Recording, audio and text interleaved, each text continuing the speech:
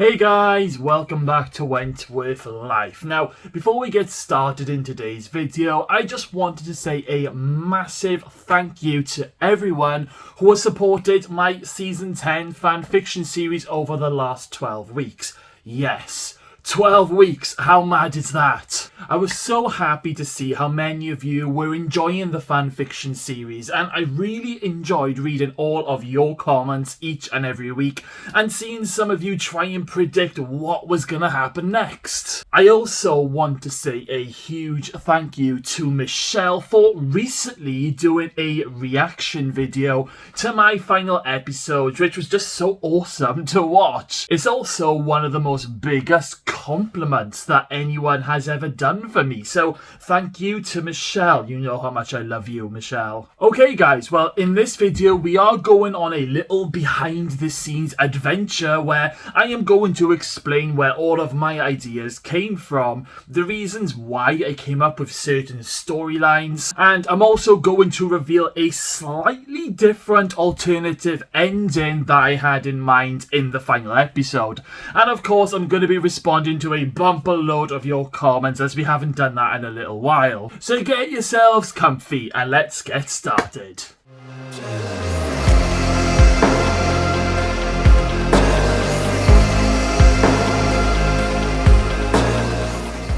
Okay then guys, so I'm gonna kick this off with some character journeys, and I'm gonna start off with Lou Kelly because I had some proper fun writing for Lou, especially in the very first episodes. So when the season returned, I actually time jumped this series 3 months later, and we got to learn in the very first episode where the women had been, what they'd been up to, and that Rita was now the top dog. However, not all of the women had voted Rita in at this stage, as some of the women had remained in Wentworth by parts of the prison that hadn't been affected by the explosion. So straight away we were thrown into a little bit of uncertainty, and Rita made it clear that she was going to do something rather dramatic to Lou as punishment for the bomb. Now, Lou Kelly was always going to be punished for what she did, and I really wanted to get this out of the way by the end of episode 1, and I wanted it to be spectacular. I didn't want Lou Kelly killed off. It would have been pointless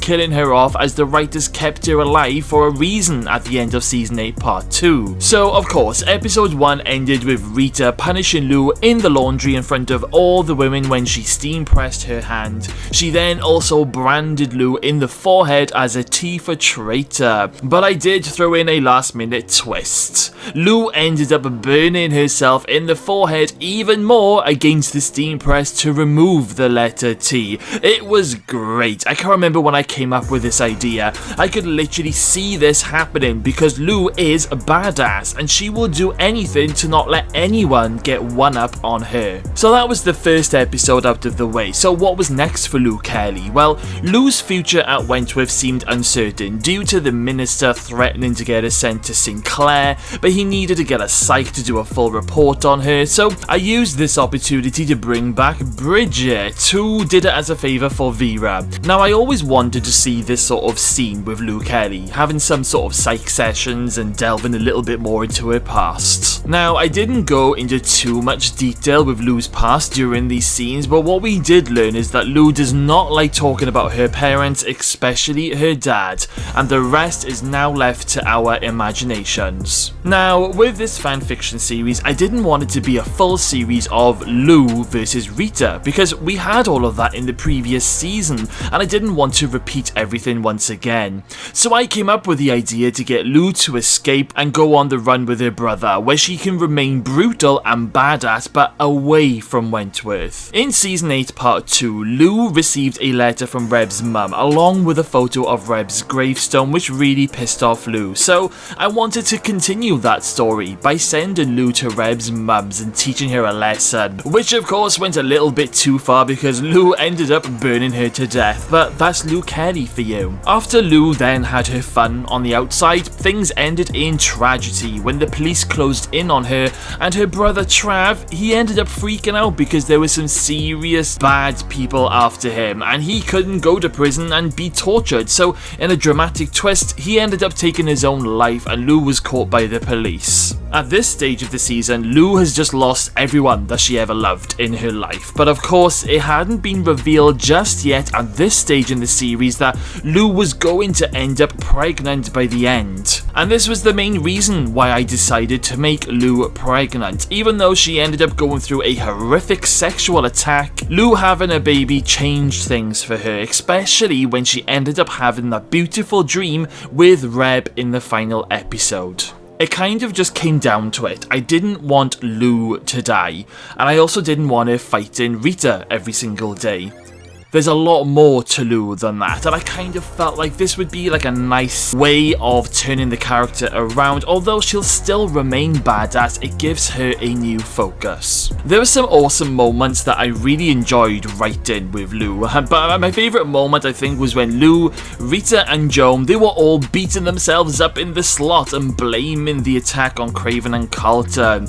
You literally just had the three most badass women who were all more or less enemies at one stage finally working together, and I just thought it was amazing. Moving over to Boomer, and guys, Boomer was always going to get a happy ending in my fanfiction. However, it wasn't all plain sailing because Gavin was sadly killed off with a heart attack in the very first episode when it was revealed that they were having twins. Now, the reason why I killed Gavin off is because I never really warmed to him.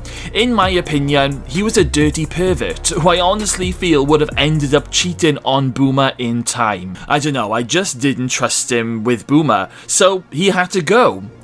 Yes, of course, this was very upsetting for Boomer, but it opened up a new door and direction for her character, and of course, Frankie put together an appeal for Boomer which she ended up winning, and also Mr. Jackson had already made an application for Boomer's parole which was granted as long as she won her appeal. Frankie then asked Boomer to come and stay with her and Bridget, which in my opinion is the perfect ending for Boomer. Boomer was really easy to write and I loved writing in some hilarious one-liners for Boomer. But of course my favourite scene that I wrote for Boomer's character was her dream sequence while she was having a cesarean, and she ended up seeing Bea, Liz and Kaz in spirit form. Now I really wanted to find a way to bring them back in a dream sequence, and I just thought Boomer would be the best person for this very moment. Even though Boomer was pushed down the stairs by Craven, I did enjoy writing the moments just after where Lou Kelly actually runs down the stairs and tries to help Boomer, because I think deep down Lou and Boomer could have been great friends at one stage, and it doesn't matter how badass Lou is, she would not want any babies to be harmed. So I thought it was a great way to see a different side to Lou. And I also enjoyed putting Lou and Frankie in a scene together, even though it was very brief. Linda Miles, okay, she was only in for the first half of the season. However, at the end of season 8 part 2, I always felt that the writers were trying to tell us that Linda was mellowing back out to the old Linda, and I kind of wanted to sort of continue that on into this series. I didn't want the mad crazy Linda who was going around hitting everyone with a baton. I wanted more of the old Linda back. However, that did come at a price, so I gave Linda a drink problem, which of course ended up with her drinking that spiked homebrew. Now when I ended episode 5 with Linda on the floor gurgling and gasping for breath, I didn't decide whether or not if I was going to kill her. I kind of waited a couple of days and toyed with the idea, but I decided to let her live. However, Linda wasn't going to appear for the rest of the series, apart from when she bumped into Maxine at the hospital just to give us a little bit of an update. But that doesn't mean that Linda wouldn't come back to Wentworth one day. It all depends on how she recovers over the coming months, and I kind of left Linda's storyline a little bit up in the air, just in case I ever do make any more episodes, which by the way guys, at this stage, I'm not planning on making any more, but I might change my mind at a later date. Artie Birdsworth. Now, this was actually a surprise casting in my fanfiction because he was never originally part of the series. But one day, I just had a little bit of a brainwave while I was writing episode 3, and I thought to myself, how amazing would it be to bring in Liz's son as a trainee officer to help the women?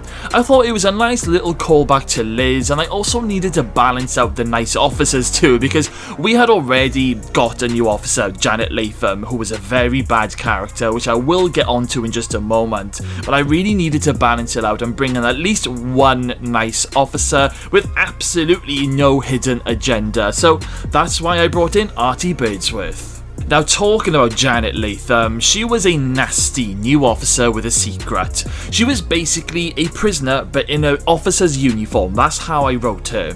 And the reason why I cast her is because we had already seen evil governors like Joan Ferguson. We had already seen bad general managers in the form of Channing and Anne Reynolds.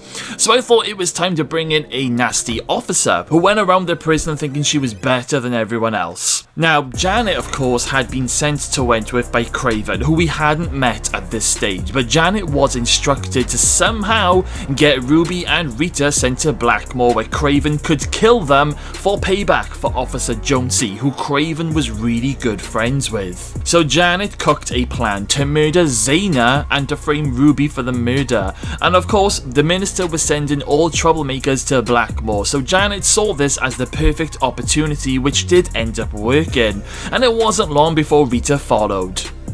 Now, Janet also had a sister, Chrissy Latham, who was a prisoner in Blackmore.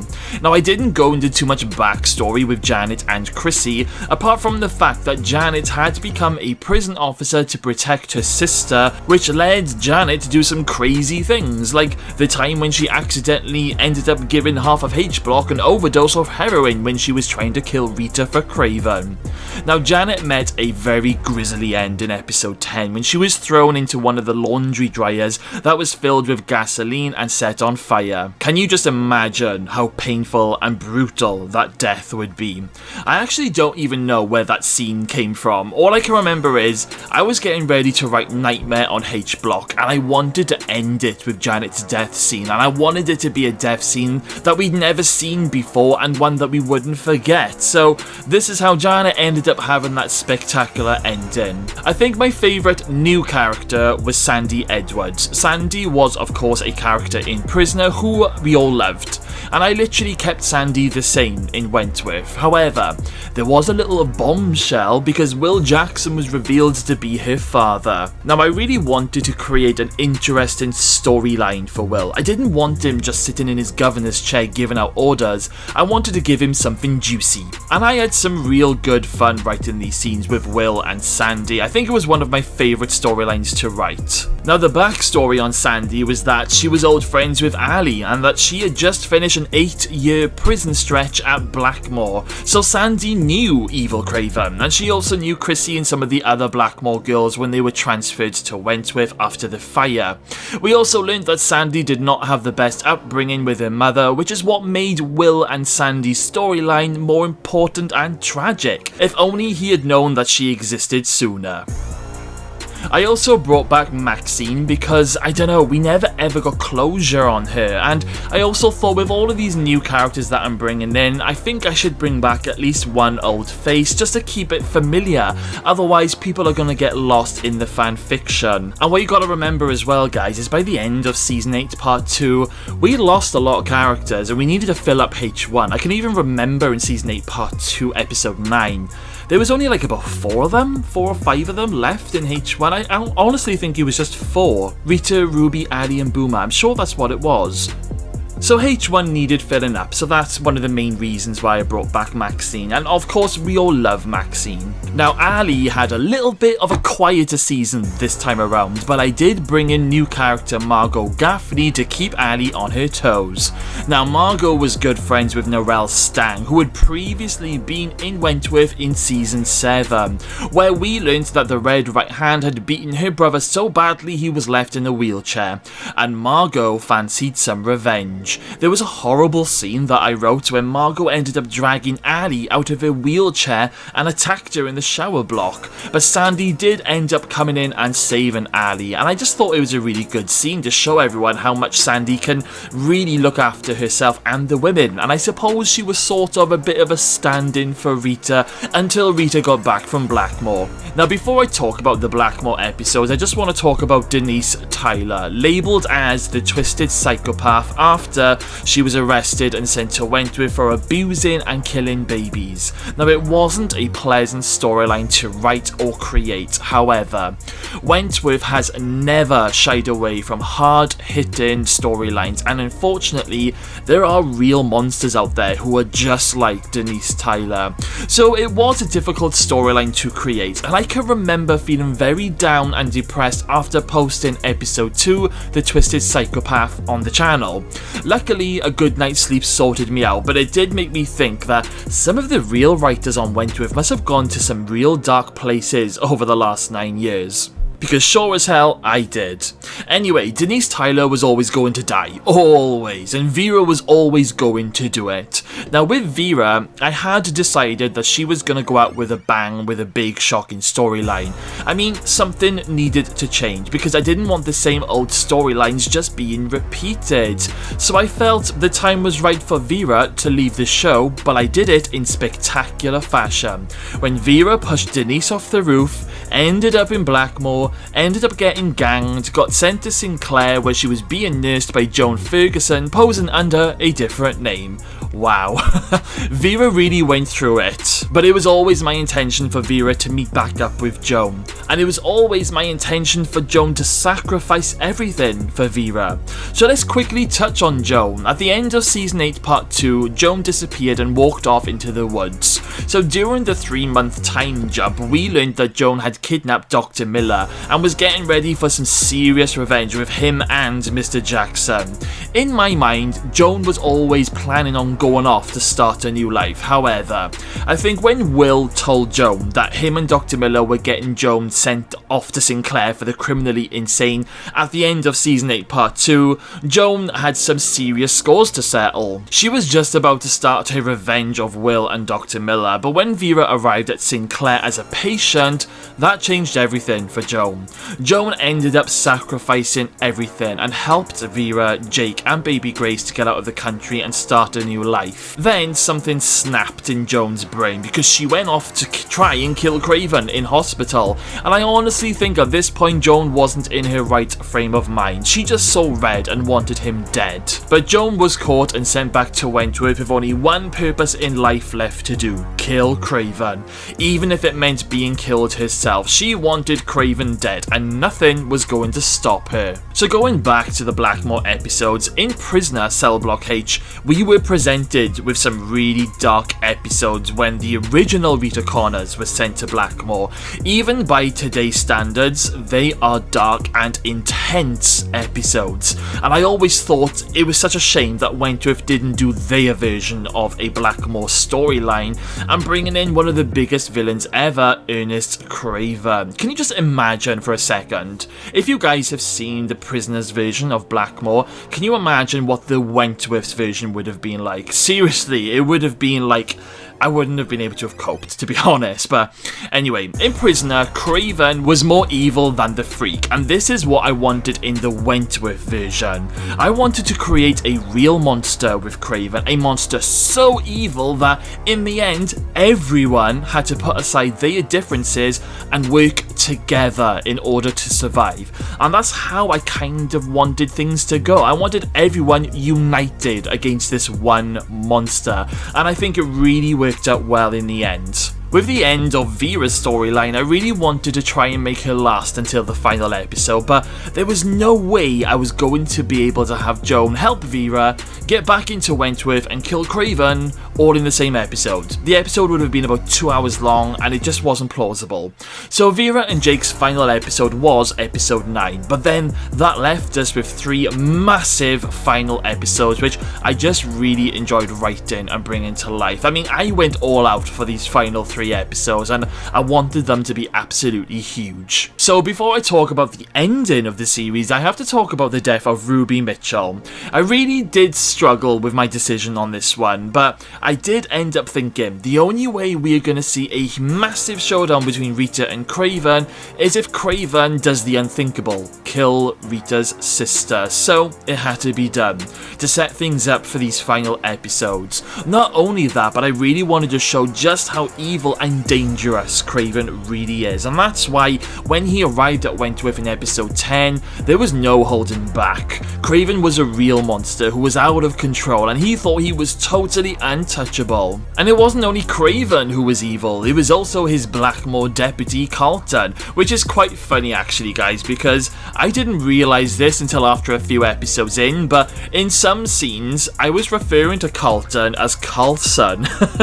I have no idea what was going on there. I was clearly in the moment when I was narrating these episodes and going completely off track, but you all know who I was talking about. Anyway, Carlton was the one who ended up raping Lou Kelly, which was an extremely disturbing and intense scene to write. However, I always knew what Lou's revenge was going to be.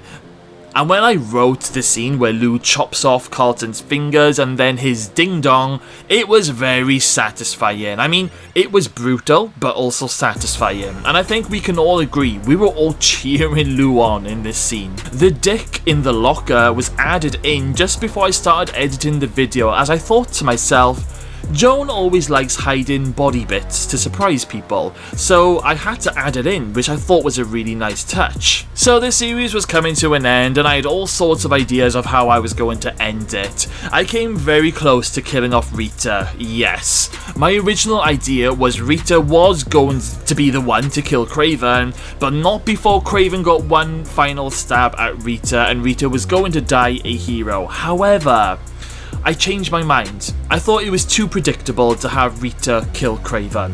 I wanted the person who kills Craven to be a surprise, and the way I ended up writing it, it could have been anyone, and I think a lot of people thought that Joan was going to do it, but I came up with the idea that it would be Mr. Jackson, but Joan would take the blame, because that's what Vera would have wanted, and so that is the ending that I went with. In my mind, Joan died a hero, and did something that we never thought we would see. Joan protected Will, even though Joan has had it in for Will all the way back from season 2, and she did it all because of Vera. A little bit like a Mari Winter ending, but a bit more spectacular. Now with the final episode, I wanted to add in some music that was used in Wentworth, so during the scene where Joan dies and then Rita does her little speech at the end, I used the music where Joan was buried alive in season 5. Then for the end credits, I ended up using that famous Wentworth Top Dog song that was used in season 5 and in season 8 part 1. And I'm so glad I did it because it felt very Wentworthy in the end, and I know I enjoyed it, so I know all of you guys are going to enjoy it too. In fact, I was so excited for everyone to see how this final episode was going to pan out. So with the scene where Rita is talking at the end, and she's talking about what happened after the fateful night, and she tells us about Boomer and Lou, and she tells us that Sandy and Chrissy survived, it did feel very final, but I kind of wish they did something like this in the actual season 8 part 2 final episode. You know that scene where the camera pans up after Artie has come out, you know, on a stretcher, she survived the bomb, and then she gives Rita and Ruby the mobile phone. It's a shame they didn't do something like that, somebody narrating, or maybe Artie could have been talking towards the end just to give us a bit of insight of what happened next, you know, just for a little bit of closure. So that's why I did that for this season, because I thought it's very final, but it can still come back, you know, it could have, but we needed more closure, so this is why I added in Rita's speech. Of course, I did put in one final bang at the end of the fanfiction, and that was the missing gun. So when the gun went missing in the pre-final episode, I had a number of ideas of how to play it out. So originally I was going to get Artie to shoot and kill Craven during the big fight scene in the yard, but I just thought it would be too similar, like the season 7 final when Ali shot Brody.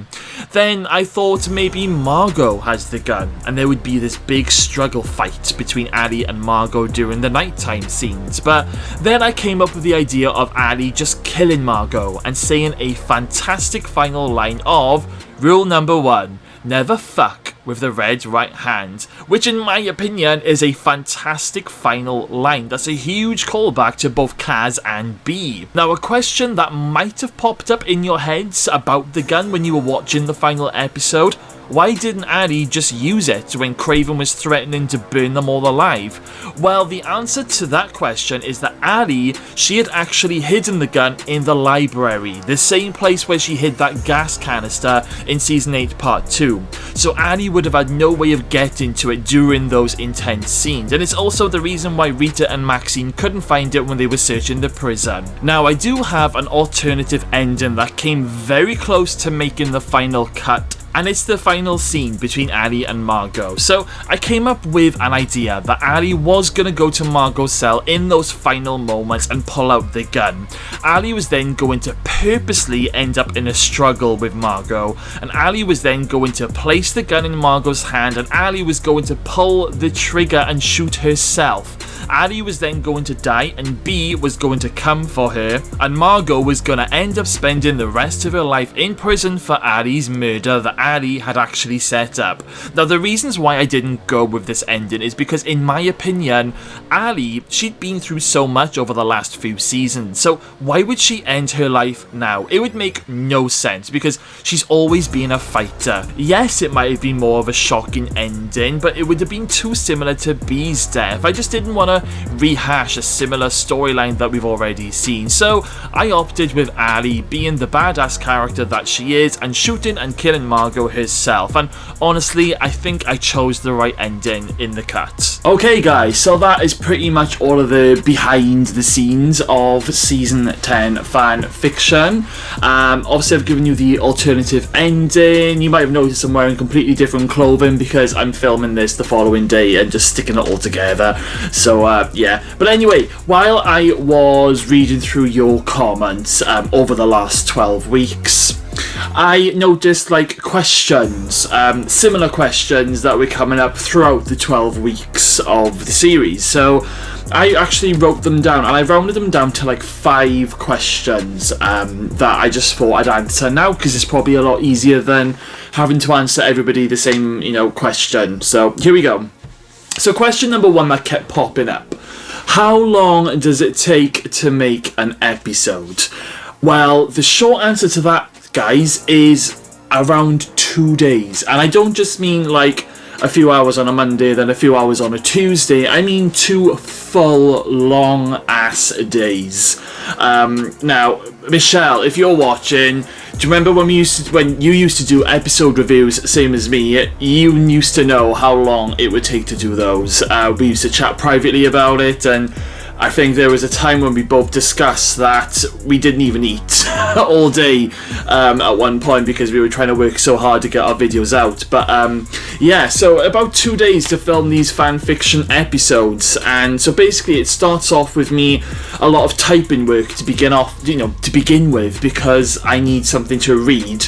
To make sure that I don't get people's names wrong, or I don't get scenes wrong, or I don't forget things. So I need to write it all out, and it's usually between 6 pages, I think was the shortest for one episode, but most of them were about 8 pages long for me to narrate. So yeah. That was a lot of typing to do, and I had to make sure that I got it right, because I'm a little bit of a... I always nitpick my own work. I'm probably my best criticism, to be honest, but sorry guys, my cat's meowing, and it's putting me off my rhythm. Shush, baby! He probably wants some food, bless him. Yeah, so 2 full days. So it'd be mainly a day of scripting, and then I would always try to record it on the laptop with my voice. Then the following day will be editing, which is again another full day, usually from about 8:30, 9 o'clock in the morning. There were times where I'd work right through to about 6, 7, 8. There was one time I did not finish till 10:30. It was ridiculous. I can remember Peter had got in the bath quite late and he'd come down, and I just finished editing at that stage, and I remember it distinctively being 10:30 in the night, and can't remember which episode that was. It was a big episode. There's a lot of like editing in terms of photos to stick in, but yeah, so on average 2 days, guys, and I won't lie, there was some episodes really took it out of me, just because I was so mentally exhausted. Question number 2. Were all of the new characters in Wentworth from Prisoner? And yes, guys, they were. So all of the new characters that I brought in, we had Sandy Edwards, Chrissy Latham. Now, Janet Latham was in Prisoner, but she wasn't Chrissy's sister, and her name in Prisoner was Janet Conway. Who was just like another officer. She wasn't a horrible officer. She had a weird moment at one point, if I remember correctly, but she was nothing like the Janet Latham that we had in Wentworth. But yeah, even like little characters that were in it only for a short time, like Mouse, she was from Prisoner. Nola Mackenzie, the top dog of Blackmore, she was in Prisoner. Yeah, even Denise Tyler, the twisted psychopath baby killer, she was from Prisoner. But I completely changed a lot of their characteristics with some characters, and then other characters I just kept them the same, to be honest. So yeah, all new characters from Prisoner. Will there be a season 11? And this is probably the most asked question, especially since the series is finished. At this stage, guys, I have no plans to do another fanfiction series to carry it on. That's mainly because I kind of feel I need a bit of a break from doing fanfiction. But just for now, because it did mentally exhaust me. Not only that, I've got a lot going on in my life at the moment. You know, a lot of you do know, but if you don't, me and Peter are right in the middle of our adoption journey, and things are getting busy, put it that way.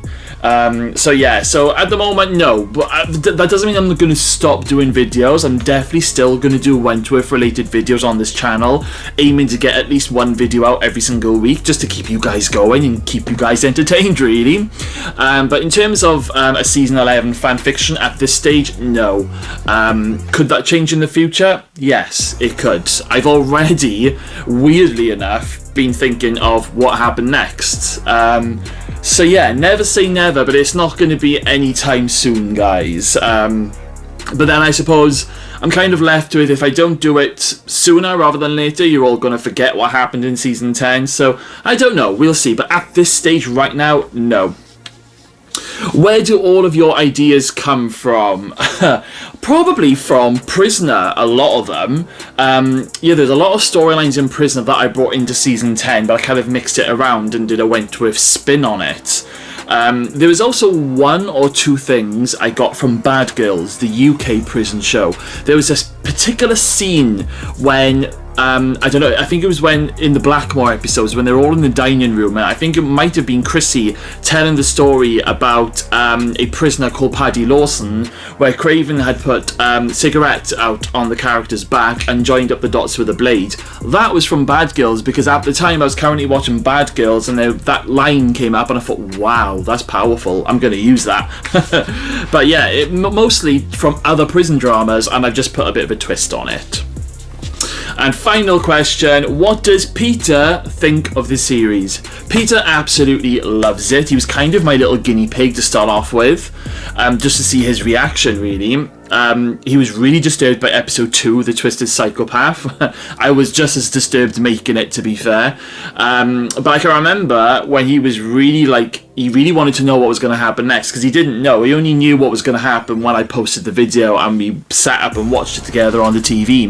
And I think it was the 4th episode where Sandy and the protesters arrived at Wentworth, and it all kicked off and things were going insane, and then Rita made her way down to Denise Tyler's cell, and I think the episode ended like Rita saying, "I'm your worst fucking nightmare," and the episode ended, and you should have seen Peter's face. He was like, "I need to see the next one." I was like, "I haven't made it yet," and yeah, so he absolutely loves it. He was my little guinea pig. So yeah, so those were the 5 main questions that kept popping up over the last 12 weeks that I thought I'd just answer now very quickly for you guys, just to clear things up. Okay then guys, we're kind of at that stage of the video now where it's time for me to respond to some of your lovely comments. I'm going to try to reply to as many as I can, but don't come for me if I don't read out one of your comments, because there's a lot to get through over the last 12 weeks. But yeah, I'll try and answer as many as I can. And we have It's Blood. Craig, this episode was fire. Next episode is gonna be amazing. Will you continue it for season 11? Oh, thank you, It's Blood. I'm glad that you enjoyed it. And as I said earlier on in the video, I have no plans to make a season 11 at the moment, but that could change later on down the line. Michelle82478. I just finished watching this a few minutes ago. OMG, Craig, what an ending. I love this so much. This entire series was excellent. It really felt like actual episodes. You did an outstanding job. I got misty-eyed at one point watching this last episode. I'm giving you a virtual high five right now because this was amazing. I watched this while enjoying a beer and a snack. Gonna edit the reaction footage this weekend. Thanks for sharing this with us all. You should keep this going, maybe write your own spin-off fanfiction. Wow. Thank you so much for that amazing comment, Michelle. And, well, basically every comment that you posted, you know, in each episode, they've been fantastic, and I'm so glad that you really, really enjoyed. And I'm glad, I feel privileged, you know, that you feel like they were actual episodes. I think that's kind of what I was trying to go for, but I didn't think I was going to get away with it because, obviously, you know, there's no real actors in these, you know, fanfiction episodes. But, yeah, I'm really glad you enjoyed it. And thank you so much once again for that reaction video that you did. I absolutely loved it, and it was so sad watching you cry. I didn't mean to make you cry, but you know, they were happy tears, so it's all good, it's all good. And for a spin-off fanfiction, that's not a bad shout. I might maybe do a little Boomer spin-off, maybe, I don't know, a 3 or 4-parter, you never know. But anyway, Michelle, thank you for your comment. Connor Stenton. Craig, you were so talented. When I tell you my jaw dropped, it went to the floor. Please make more. I love this so much. I would pay for this series. I hope Foxtel somehow sees this. You have such an amazing gift. Oh, thank you so much, Connor. That once again, another amazing comment. I'm kind of glad that your jaw dropped to the floor, because that's what I was trying to do. I was trying to shock people with the twists and the things that were happening. So, and I once again, I feel privileged that you're saying that you would actually pay for this series. And as much as I'd love Foxtel to see this, you know, I highly doubt they'd contact me, you know, but thank you for, you know, the compliment. And once again, thank you for your comment. Valentino, wow, so intense. Well done, Craig. I just love how brutal this all is, as well as the sweet emotional parts you put into. It's such a good blend. I am shook with how everything is unfolding. Oh, thank you, Valentino. I'm glad that you picked up on, like, you know, me putting in some emotional parts as well as the brutality of it, because Wentworth is a brutal show, but you have to have a little bit of a mix in it. Even if it's just the odd 1 or 2 emotional scenes or the 1 or 2 little giggles, you've got to blend it out. Otherwise, it's depressing, isn't it? So, yeah, I'm glad that I got that blend just about right. Thank you for your comment. Misty, I never thought I'd be sad that Joan died, but what a hero in the end. This was at least as good as the show. Amazing. Oh, thank you, Misty. Yeah, I mean, I was quite, like, you know, overwhelmed at the response of Joan's ending, to be fair. I know there's some real die-hard Pamela Rabe fans out there, but I don't know. I kind of feel like I did it in the right way, sort of, but, you know. And thank you for saying that it's as good as the show. That, again, such an amazing compliment. Thank you for your comment. Cornflakes, damn. I was not expecting Joan to die, but Joan made good and the ending was surprising. I did not expect Artie to shoot Margot, and I did not expect Artie to have the gun. Good fanfiction, Craig. I loved this episode so much. Oh, Cornflakes, thank you so much for your amazing comment, and I'm glad that things shocked you and it wasn't as predictable as I was hoping it not to be, if you know what I mean. Like, I didn't want things to be predictable, and I think I succeeded, especially with this comment, so thank you once again, Cornflakes. Callum McNeil, no words, Craig. Like many others who followed this season, I can't fully convey my thanks in words. So much gratitude for all of the time you took out of your busy schedule to bring us hardcore fanatics this awesome work. From Auckland with love and kisses. Oh, Callum. Once again, I'm nearly lost for words with these amazing comments. I mean, for me, I know I've emphasised in this video that, you know, I was tired and it was mentally draining doing the big episodes, but at the same time, I was really enjoying it. I was having a good time. Just putting that out there. Even though I was knackered at the end of making an episode, I loved doing every moment of it. So, yeah, well, thank you, Callum, for your amazing comment. Kenny Royal, that was a Logie and Emmy Award winning episode. You've outdid yourself, mate. Oh, Kenny, I remember when I first saw this comment, I think you were one of the first ones to comment after watching the video, and it really stood out, this comment that you posted. I just thought, wow. It's just, I'm speechless, to be honest. It's just, all I can say is thank you and for supporting me and enjoying it, because if it weren't for you guys, it wouldn't have made it to episode 12. Thank you for your comment, Kenny, and thank you all for your amazing comments over the last 12 weeks. It has been a big ride, isn't it, guys? It's been a bumpy one, but it's been brilliant. So well, there we are, guys. We've come to the end of this video. So all I want to say is, guys, is thank you all for supporting the series. Thank you all for supporting this channel. This channel ain't going anywhere. It's had a little bit of a revamp. You might have noticed the new little introduction video. I am going to be keeping Wentworth's memory alive, guys, so make sure that you've smashed that subscribe button, because you're not going to want to miss a moment of it. Okay, guys, well, that is the end of the video. Thank you all for sticking around until the end of the video if you're still here, and once again, make sure you smash that subscribe button, stay safe out there, and I'll see you all again very soon.